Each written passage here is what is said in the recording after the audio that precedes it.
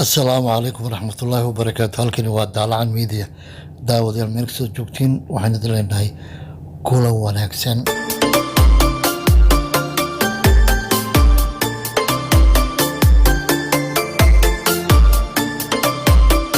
madaxweynaha dalka Masar oo aan meesha ka saaray in fal military yahay go'aanka ugu dambeeya ay ku wajahayaan xiisadda biyo-xireenka Ethiopia.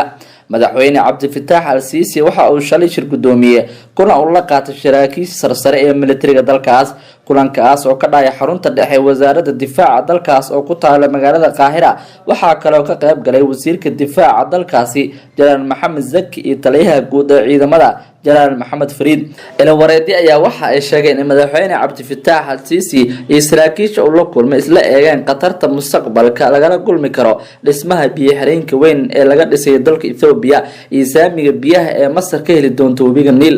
Cabdi Fattaax al-Siisi waxa uu sheegay in saamiga Masar ee biyaha webiga Niil uu nolol iyo dhimasho u noqon karo 100 milyan ee muwaadiniinta Masaarida iyadoo 90% ee nolosha Masaarida ku xiran tahay biyaha webiga Niil maadaama uu dalka Masar badankiisu yahay dhul lama degaan ah. afayeenka madaxtooyada Masar Bassam Raadi waxa uu tilmaamay in madaxweyne Cabdi Fattaax al-Siisi kulankaasi kadib ay qadka taleefanka ku wada hadleen dhigiisa dalka Mareykanka Donald Trump. labada madaxweyne ayaa la sheegay inay ka wada xaajoodeen biyo-xireenka Ethiopia iyo in la sii wado dadaalka wada xaajoodka ee Masar iyo Ethiopia. afayeenka madaxtooyada Masaarida waxa uu xusay inuu madaxweyne Trump ku bogaadiyay dowladda Masar saxiix heshiiskii qabyada ahaa ee saami qaybsiga biyaha ee u socday dowladaha Masar, Ethiopia iyo Suudaan. madaxweyne Trump waxa uu sheegay inuu maamulkiisa sii wadi doono dadaalka xiriirinta ee Masar, Suudaan iyo Ethiopia ilaa ay saddexdaas wadan ku saxiix lahaayeen heshiiska. wuxuu intaa ku daray inuu heshiiskaasi yahay mid dhameystiran, xaq ah, iskuna dheelitiran. ergooyin kala socda dowladaha Masar, Suudaan, Ethiopia ayaa waxa ay u socday wada xaajoodyo ku aadan xal u helista khilaafka ka dhashay biyo-xireenka Ethiopia. ergada dowladda Ethiopia kama aysan qayb galin shirkii isbuucii hore ka dhacay Washington ee lagu saxiixay heshiiska qabyada ah ee saami qaybsiga biyaha webiga Niil. dowladda Ethiopia waxa ay sheegtay inay u baahan tahay la tashiyo dheeraad ah oo gudaha ka hor inta aysan qalinka ku duwan heshiiskaas. sidoo kale dowladda Suudaan ma aysan saxiixin heshiiskaasi iyadoo rumaysan tahay inuusan waxyeelo badan u geysan doonin dhismaha biyo-xireenka ee saamiga biyaha ee webiga Niil ay ka helaan.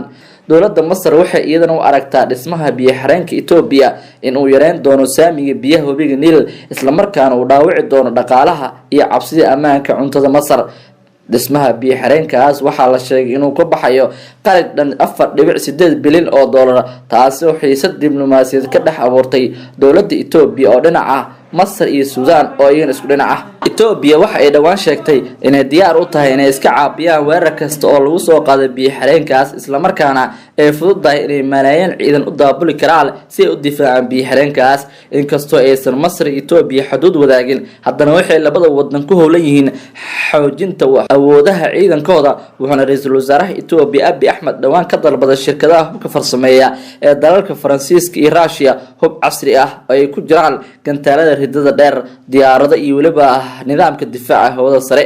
si kastaba ahaatee kulanka uu madaxweynaha Masar shalay la yeeshay saraakiisha sare ee militariga waxaa lagu soo bandhigay inuu fal military miiska dul saaran yahay, taas oo noqon doonta rajada ugu dambeysa ee la wajahi doono haddii lagu fashilmo wada xaajoodkaas.